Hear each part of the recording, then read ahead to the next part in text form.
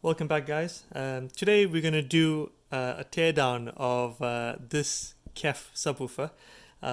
It's a pretty easily recognizable model. This is the HTB2 model by KEF, and I'm sure a lot of you would have seen this thin profile 10-inch subwoofer on the Bay or on other classifieds, but we're going to do the official what I hope will be the definitive teardown or dismantling for anyone picking up any, having or developing any issues with this subwoofer itself. This one happens to come with the subwoofer. These do come with a proprietary, alternate floor standing feet where you can lay it flat as opposed to upright. So I'll do a quick tear down. I have opened the subwoofer up already just to see exactly what it entails. So I have partially dismantled it just to make it easy and make this video as short as possible. So feel free to subscribe, leave comments in the section below.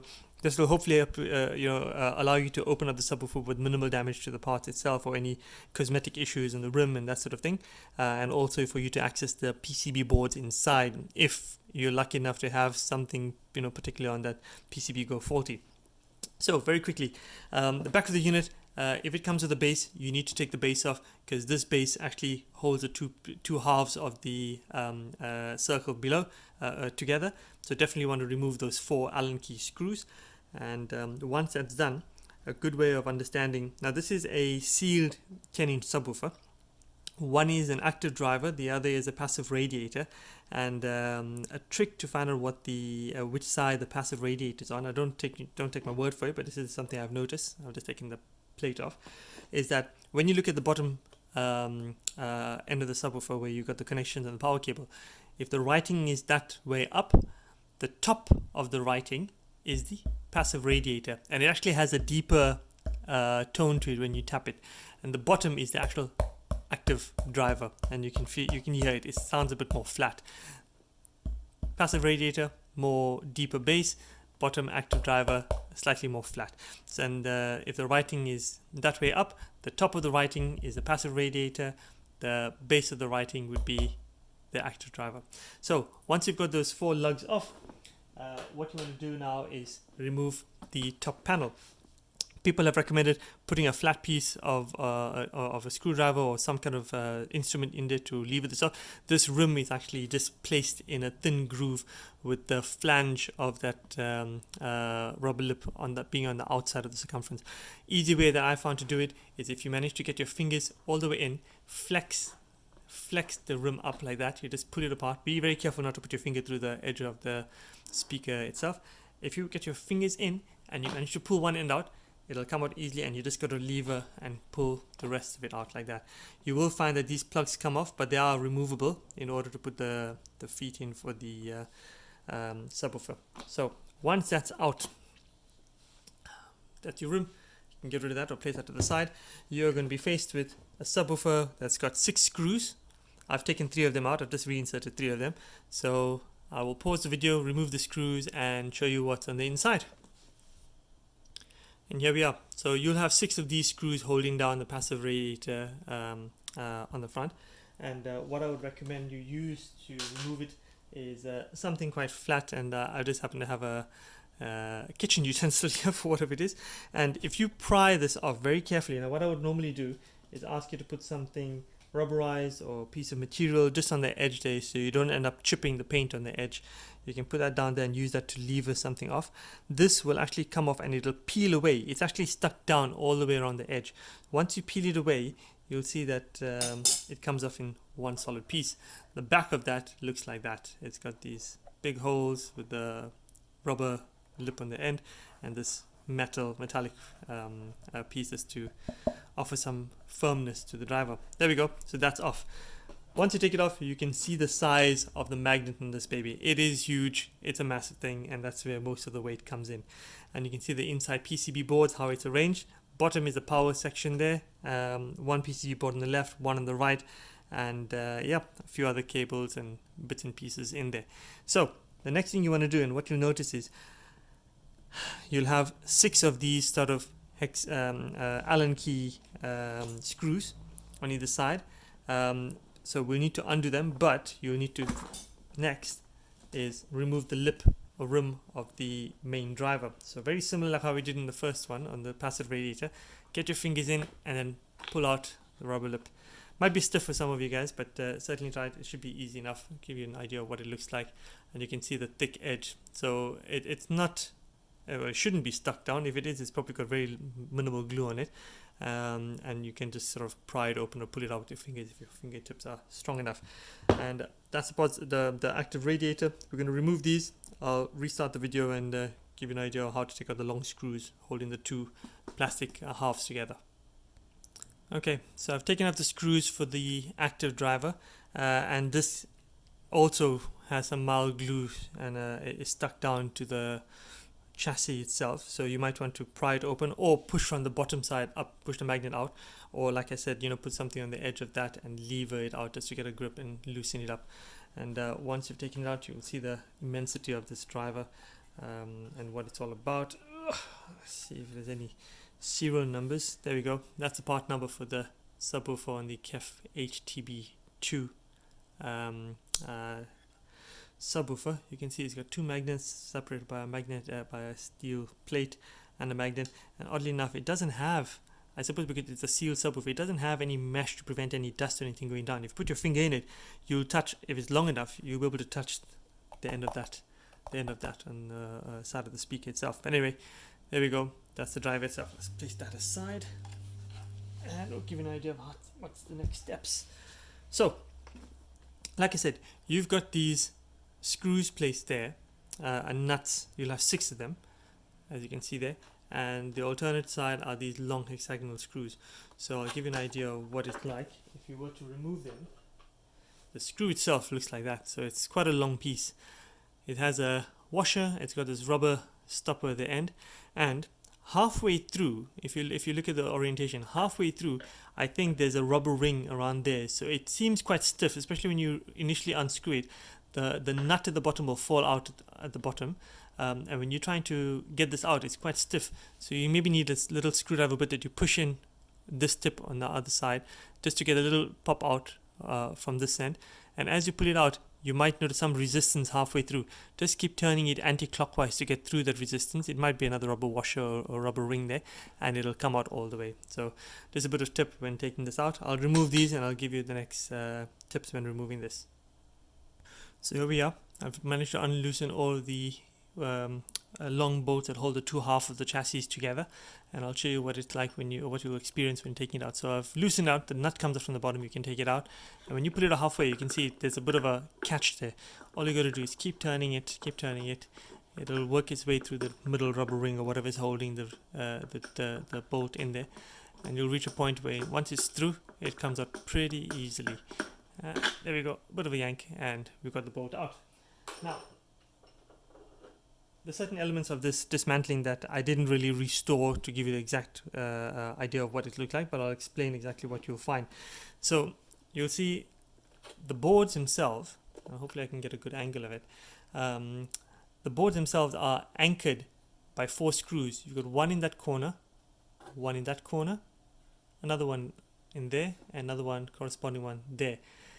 You need to remove one side of it. So if you're moving the 2 bolts on of this PCB board, or make sure you remove the 2 bolts on that PCB board. So each PCB board is held together by 4 screws. So I've taken off the 2 screws on that side, so when the board comes apart, when the chassis comes apart, that board will remain attached to this chassis without causing damage.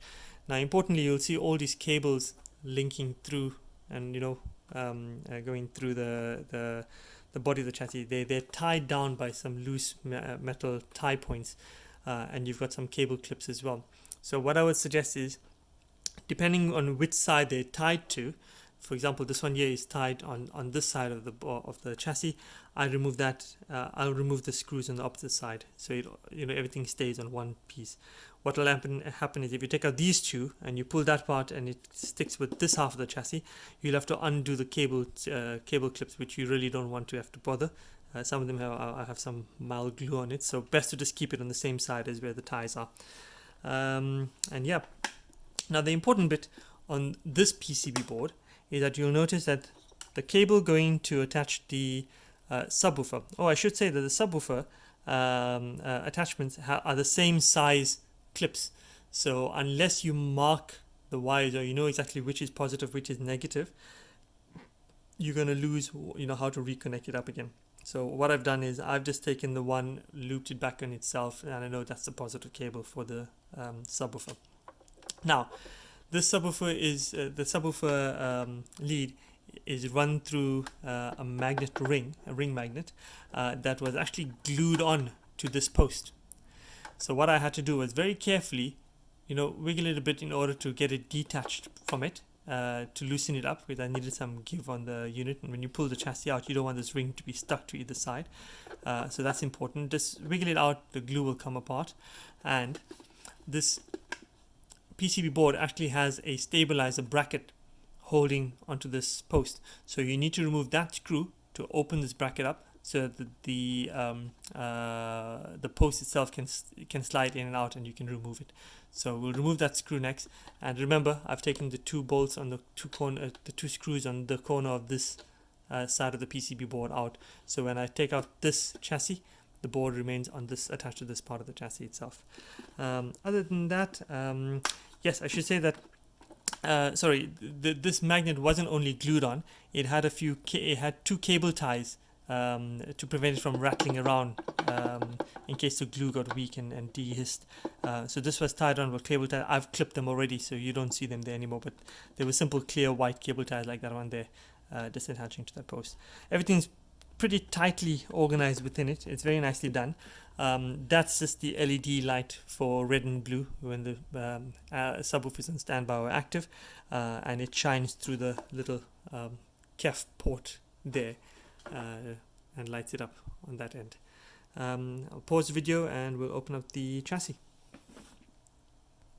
So now that we've taken out all the screws, all the lug nuts, disconnected the subwoofer lead, you can now pull the two units apart. And when you pull it apart, just be very careful. It can be a bit stiff. You'll have to just wiggle and jiggle it a little bit, but it should come apart fairly easily.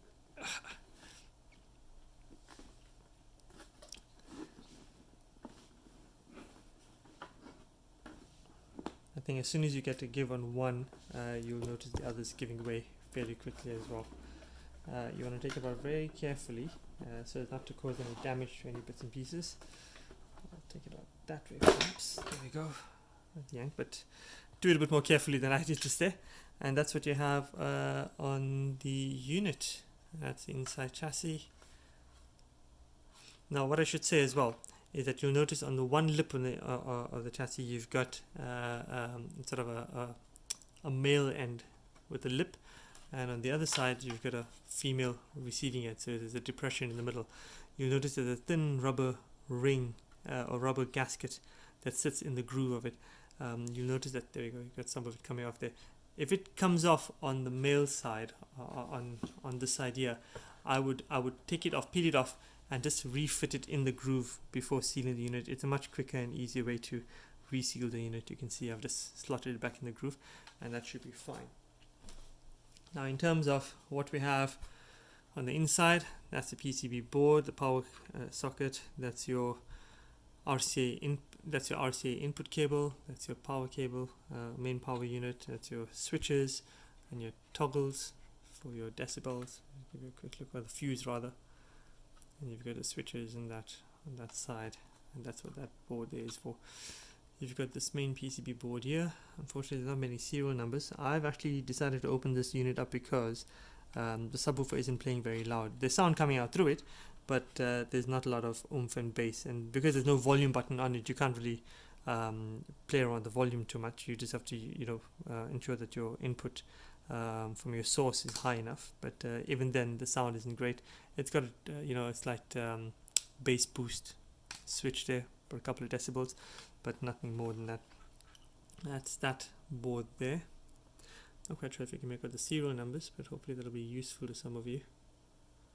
That's a board, and that's the other board. I'm not sure if you can make out that serial number. If you can, there you go.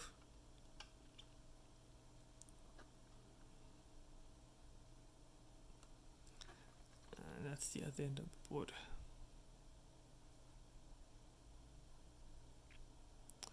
So if you wanted to try your hand at opening it up and testing and removing any ICs or capacitors or resistors that may be looking like they burnt out, then be my guest.